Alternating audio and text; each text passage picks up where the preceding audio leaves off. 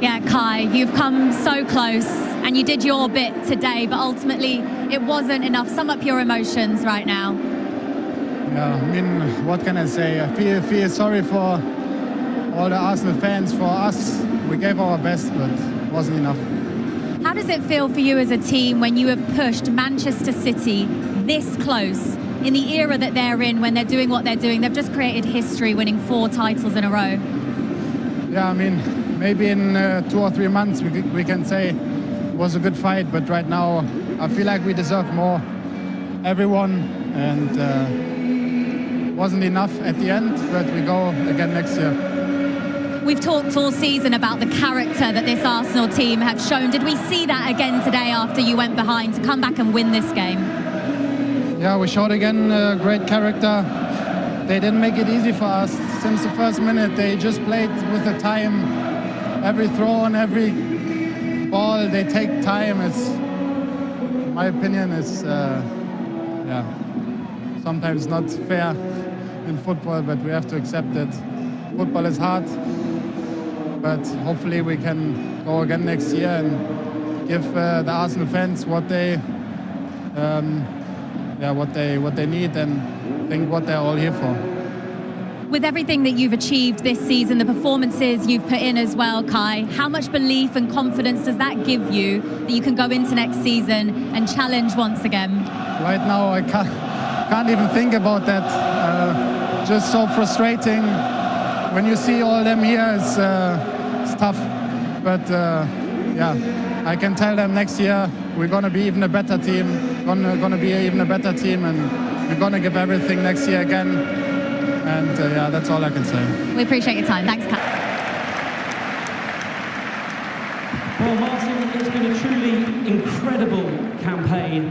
Thank you on behalf of all of the supporters for taking us on this ride. It has been absolutely incredible. How proud are you of this team? Look, I think we're all a little bit disappointed at the moment, to be honest. I think we've been fighting so long, you know, for the big dream, and we're so close. But yeah, at the same time, I'm so proud of the boys. I'm so proud of everyone at the club, the fans.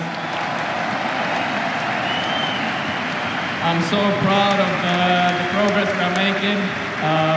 When I first came here, and yeah, all the way until today is such a big difference, and we've changed the club. I think you all believe in us now, and yeah, to be honest, I can't wait to come back after the break and make you guys even more happy. That's the big goal.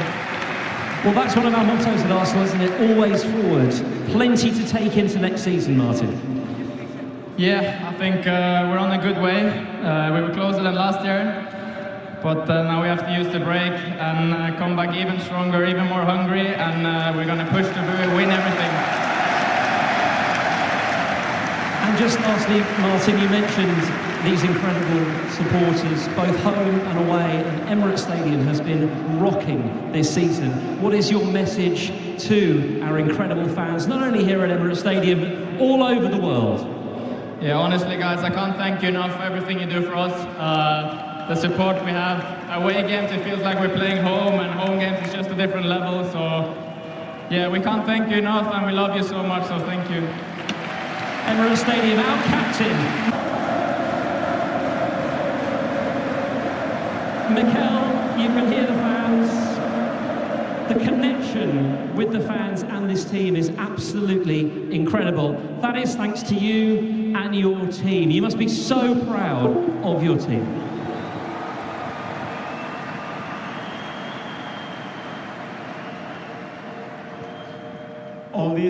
All this happening because you started believing, you started to be patient, you started to understand what we were trying to do, and all the credit has to go to the players. Stuff that is unbelievable.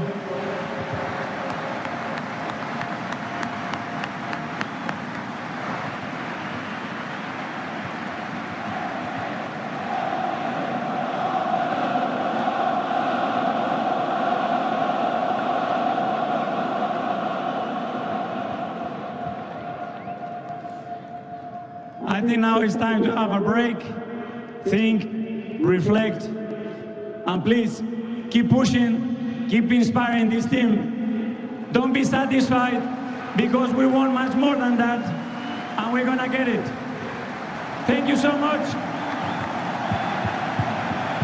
The Arsenal players doing a lap of appreciation in front of their fans after what has been a stellar season, but the atmosphere here is still so positive after pushing Manchester City so close. The Gunners finishing on 89 points, but the winning machine that is Manchester City have won the title for the 4th season in a row. So much positivity in the air. Does that reaction from the supporters here, Rio, just validate everything that Mikel Arteta is trying to do here? Yeah, this was a club, I think, lacking in belief, any ideas of where they were going for a long period of time, and I think he's brought a lot of that back. He's stabilised this place, he's helped play a huge part in that, and he's got the fan base completely believing, completely aligned to the objectives that are set ahead. Yes, they've not hit some of the targets that they would have wanted this season, but I think they can see that there's a progression with this football club that they want to stay by. One of the youngest squads built in this team in this Premier League at the moment, so they're not going anywhere. This team is going to grow and grow. They're going to have to add pieces to it still to improve it, but you can tell there's a belief in this stadium now. You walk around London, around the country, Arsenal fans have got a spring in their step. They're having a banter now where they were the butt of the banter before. And that's a big shift and a big change now. So I think they're going in the right place. The Arsenal fans, I think, can be very pleased with where they are. Yes, disappointed today, but when the dust settles, I think they're going in the right direction. What did you think of what he said to the supporters, Martin, thanking them for believing in them and actually being patient and seeing what they're trying to do here? Yes, and he also said don't be satisfied with what they've achieved today. Be happy, but keep striving for more. And I think that's the message, because that's what he'll take his break. He said he's going to reflect. He'll come back even stronger. I think he's got that DNA. Look, he was with Pep, wasn't he, for a few years. He's learned a lot there. He knows how his life is. He'll be the same. He'll be working hard on players that will be coming into the club and other areas that he can maybe change things to improve players, to get the best from them. But for now, I mean, I think Arsenal have come a hell of a long way. And for me, it's about behaviour, about the culture, the way people are. I think now we have special people back at the helm, and that's really important. The rest will follow. I can silly hope now the silverwork is able to follow. Now we've got the right people in the building. That's what they need. Great performances, consistency on an elite level here at the club. But it all will be pale into insignificance if in 4 or 5 years, maybe at the end of Mikel Arteta's tenure, that they haven't got the big trophies here.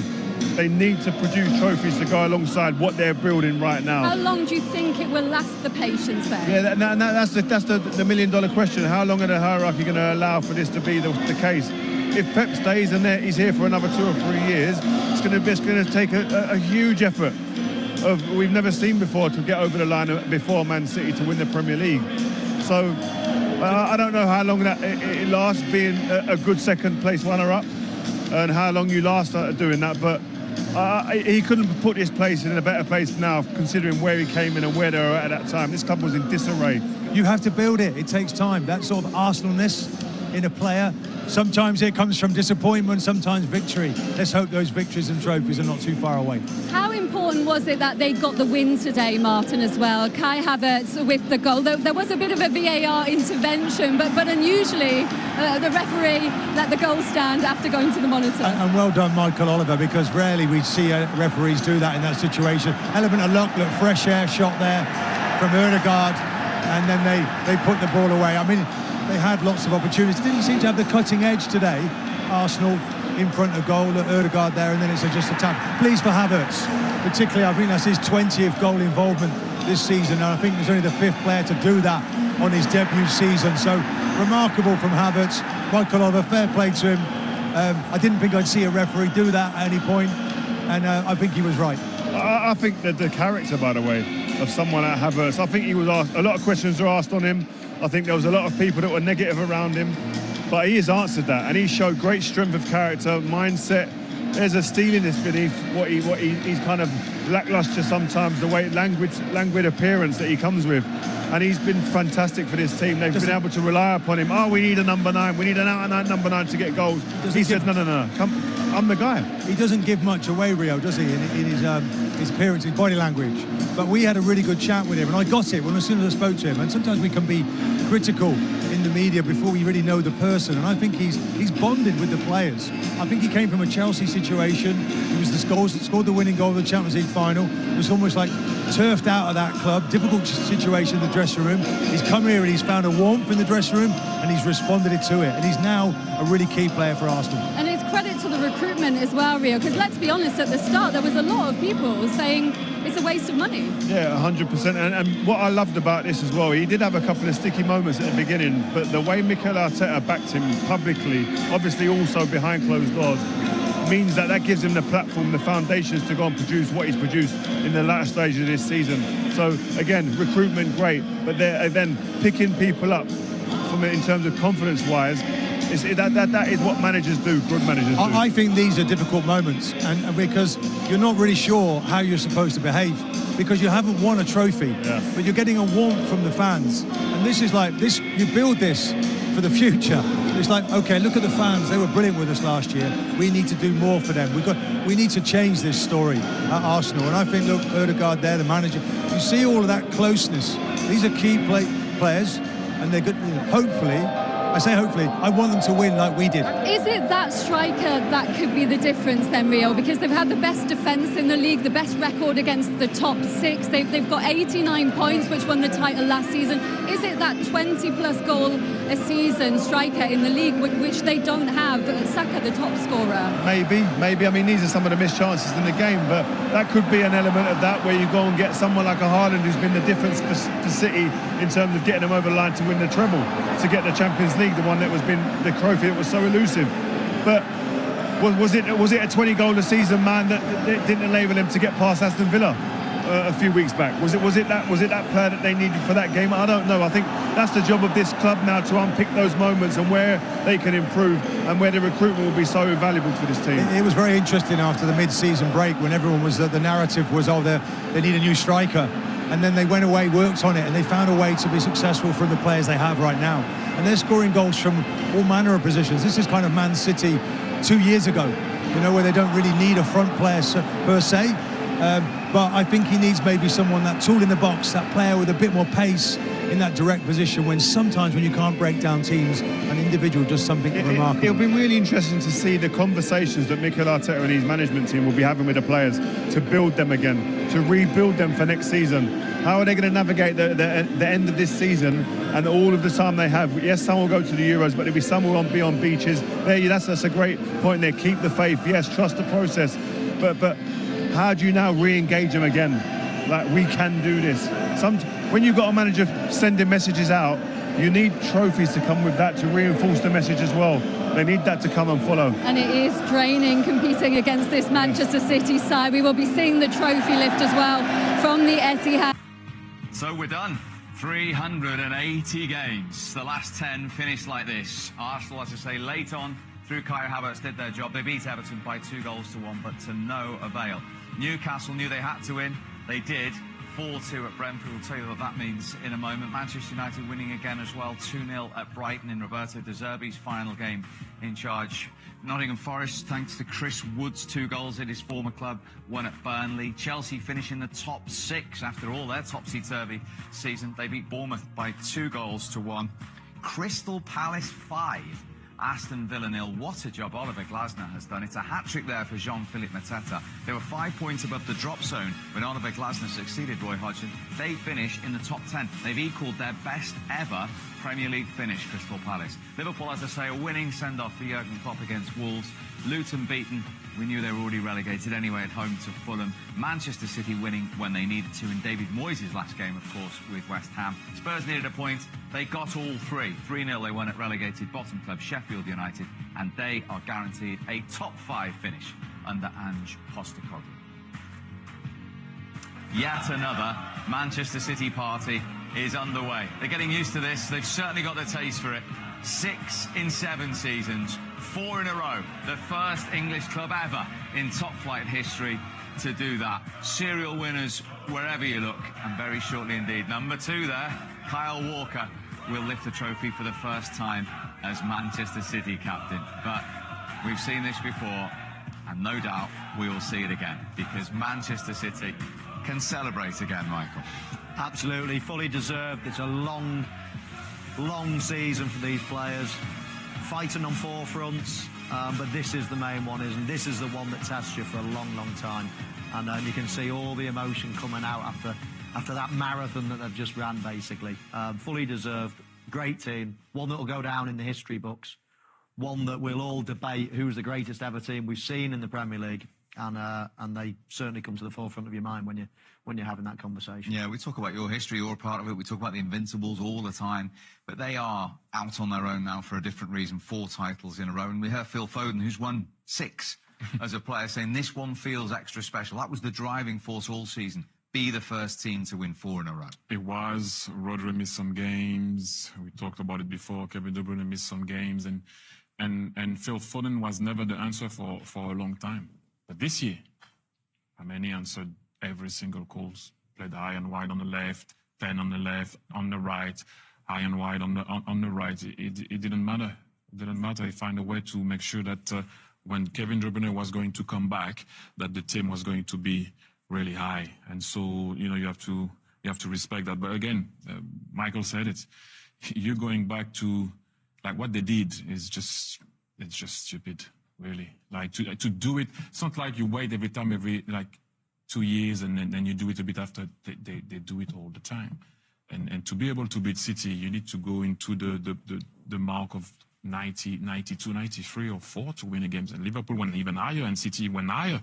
So one thing that worries me is that every time a team try to stay with them and keep the pace, they burn their wings.